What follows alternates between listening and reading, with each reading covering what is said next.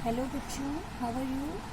आशा करती हूँ आपको मेरे द्वारा पढ़ाया गया यह पाठ समझ में आ रहा होगा। वही संस्कृत प्रबोधिनी भाग 2 कक्षा 12 लक्ष्य दृष्टि। इसमें सबसे पहले हम शब्दार्थ देखेंगे। ठीक है। समुच्चय, समुच्चय मतलब होता है पर्याप्त, बहुत ऊंचा। अल्पस्य थोड़े भाग के, और आरोहणम मात्रे चढ़ने मात्र से। पतितः गिरे हुए, पतितः गिरे हुए।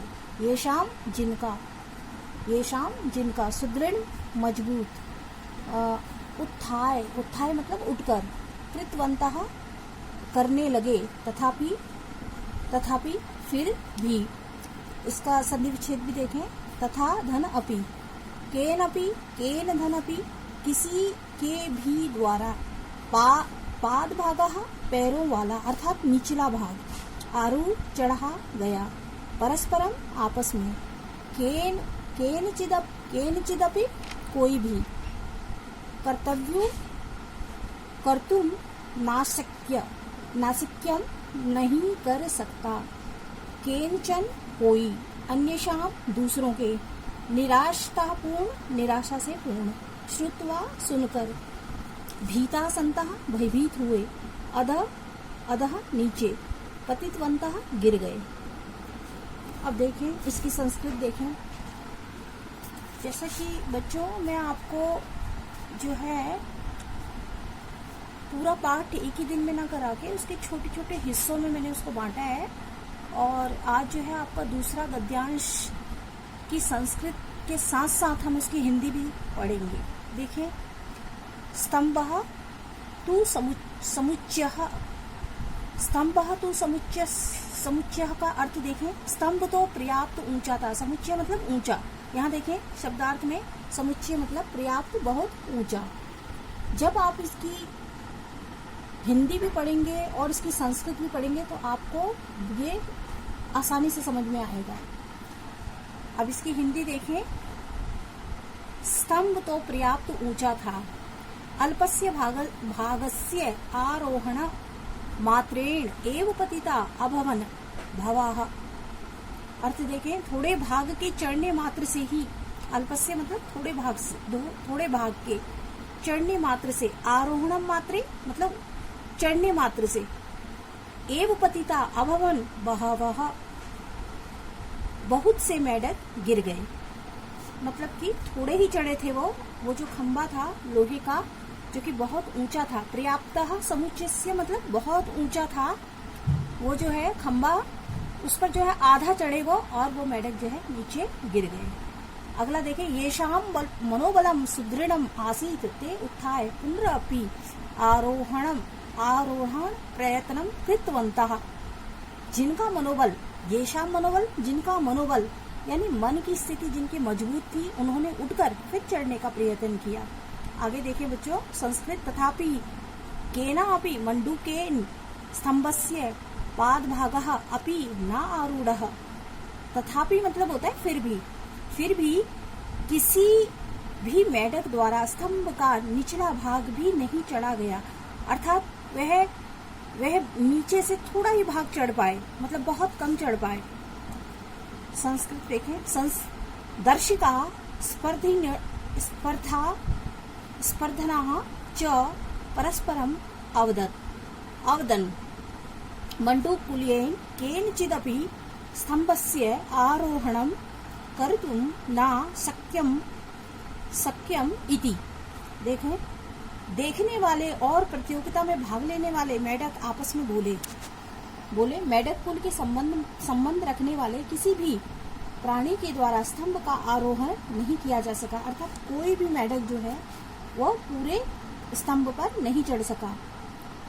आगे देखें। इस प्रकार की स्थिति में भी कुछ मेढकों के द्वारा फिर भी प्रयत्न किया गया, परंतु वह बार बार प्रयत्न कुछ मेढक उसमें करते रहे, किंतु दूसरे मेढकों के निराशा भरे वचनों को सुनकर डरे हुए वे नीचे गिर गए। जब उन्होंने निराशा भरे वचनों को सुना तो वो दोबारा गिर गए नीचे। आगे देखें प्यारे बच्चों, मैं आपको एक एक गद्यांश को लेकर ही पढ़ा रही हूँ। पूरा पाठ नहीं पढ़ा रही एक साथ, धीरे धीरे हम इसमें जो है आगे बढ़ते चलेंगे। आपको इनके शब्दार्थ को बार बार पढ़ना है और इसकी संस्कृत बार बार पढ़नी है, जिससे कि तुम जब बार बार इसको पढ़ोगे तो ये बहुत ही तुम्हें आसान लगने लगेगा। मैं आपको बताना चाहती हूँ, यह जो पाठ है ये बोर्ड की दृष्टि से बहुत ज़्यादा महत्वपूर्ण है, अतः आप इसे घर पर बार बार रिवाइज करें, बार बार इसको पढ़ें, इसके शब्दार्थों को याद करें। संस्कृत पाठ के साथ साथ इसकी हिंदी भी पढ़ें। साथ ही आप मुझे अपने कार्य की जो कॉपी है वो भेजें। जो बच्चे काम नहीं दिखाएंगे उन्हें ग्रुप से बाहर कर दिया जाएगा। कक्षा 12 पुस्तक संस्कृत प्रबोधिनी भाग 2 देखिए, विषय देखिए। महत्वपूर्ण प्रश्न मैं एक बार आपको कराना चाह रही थी इसमें। पहला प्रश्न देखें, स्तंभ कीदृशः आसीत्। स्तंभ में क्या दिखाई दे रहा था? स्तंभ कीदृशः आसीत्। अथवा प्रश्न को ऐसे भी पूछेगा, स्तंभस्य विशेषता का आसीत्। कि स्तंभ की क्या विशेषता थी? स्तंभ समुच्चयः आसीत्। स्तंभ जो था बहुत ही ऊंचा था, विशाल था। आगे दूसरा प्रश्न, दर्शिका स्पर्धा अनिर्थनः च परस्परं किम अवदन्। दर्शिका स्पर्धानि परस्परम अवदन् मंडूकुलेन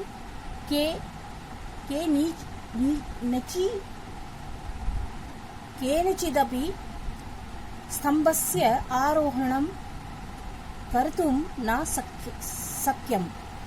इसमें जो दर्शक थे, जो प्रतिस्पर्धा जो चल रही थी, वो आपस में क्या बातें कर रहे थे? तो इसमें वो बातें क्या कर रहे थे? ये बोल रहे थे मंडूक जो कुल के हैं वो जो है स्तंभ को बहुत ही नीचे तक ही उसमें चढ़ पा रहे हैं, पूरा उसमें उसको नहीं चढ़ पाए। अगला देखें, सुदृढ़ अस्य विशेष्य पदम किम अत्र।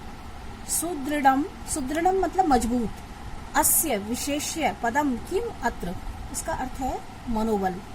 प्यारे विद्यार्थियों, यह पाठ आपका संस्कृत प्रबोधिनी भाग 2 से लिया गया है और ये जो पाठ है आपका, ये तीसरा पाठ है, जिसे मैंने आपका जो दूसरा पाठ है वो विद्यालय वार्षिक उत्सव है, जिसको मैंने गलती से पाठ 3 समझ लिया था। जो पाठ 2 है वो है विद्यालय से वार्षिक उत्सव और पाठ 3 है आपका लक्ष्य दृष्टि। अगर आपको किसी भी तरह की कोई समस्या आती है, कोई चीज़ समझ नहीं आती है, तो प्लीज़ आप मुझे YouTube पे कमेंट्स करें। देखें, एक दूसरा मैं बोल रही हूँ जो कि इसमें आपको लिखना है, मोबाइल फ़ोन है, इसमें एक आलेख लिखना है आपको 150 शब्दों में। If you have any problem on this chapter you can comments me my YouTube channel. ये घर का काम देखें बच्चों, जो ये मोबाइल का जो फ़ोन है, इससे हमें क्या करिश्मा है हमारे लिए। ये इस विषय को 150 शब्दों में लिखना है आपने। मोबाइल अगर हमारी ज़िंदगी में नहीं होगा, तो मोबाइल एक करिश्मा है, हमें क्या क्या फ़ायदे हैं, क्या क्या नुकसान है, इसके बारे में आपको 150 शब्दों में लिखना है। और साथ ही आजकल जैसे कि लॉकडाउन चल रहा है, इस समय जो लॉकडाउन है उसमें जो है कोरोना वायरस है ना, कोरोना वायरस पूरी दुनिया में जो है फैल रहा है, उसके लिए क्या बचाव चल रहे हैं, ये कैसा वायरस है, इसको भी आपको 150 शब्दों में लिखना है। और कल हम इसके बारे में, इससे संबंधित प्रश्नों को डिस्कस भी करेंगे। Thank you.